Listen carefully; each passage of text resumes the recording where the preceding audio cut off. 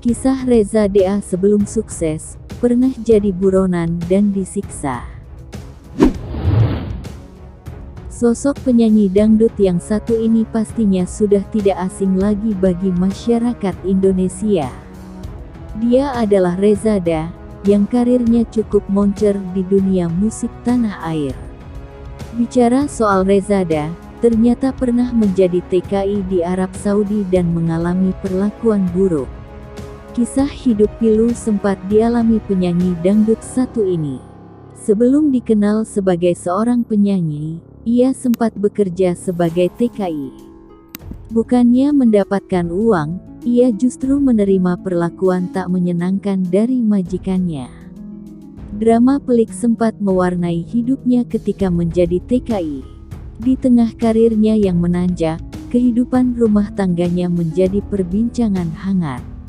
Berikut kisah hidup Reza Zakaria atau Reza Da hingga kini menjadi penyanyi dangdut terkenal.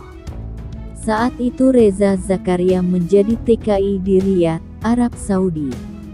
Ingin mencari uang untuk membantu perekonomian keluarga dengan menjadi TKI, nasib malang justru menghampiri penyanyi berusia 32 tahun ini. Sebelum berangkat, Reza Zakaria diberitahu kalau ia akan menjadi kasir di Riyadh. Ternyata setelah tiba di Arab Saudi, Reza Zakaria justru menjadi tukang bersih-bersih. Ia bahkan tinggal di gudang usaha laundry yang tak layak huni. Begitu Eza buka kamarnya, di situ benar-benar gudang isinya bawang, minyak. Pokoknya peralatan masak yang baunya nggak bisa Eza kontrol, tikus di mana-mana. Sampai Eza bilang, kamar Eza harus itu, ujar Reza Zakaria. Tak hanya itu, dalam wawancara di sebuah program TV, Reza Zakaria mengaku juga disekap dan disiksa oleh majikannya. Ia bahkan juga tidak diberi makan. Benar, saya itu disekap, disiksa hingga tak dikasih makan, kata Reza Zakaria. Paspor miliknya juga disita hingga membuatnya khawatir akan dijual. Kendati mengalami perlakuan buruk saat menjadi TKI, penyanyi kelahiran tanggal 12 Mei tahun 1989 ini tak bisa cerita ke orang tua.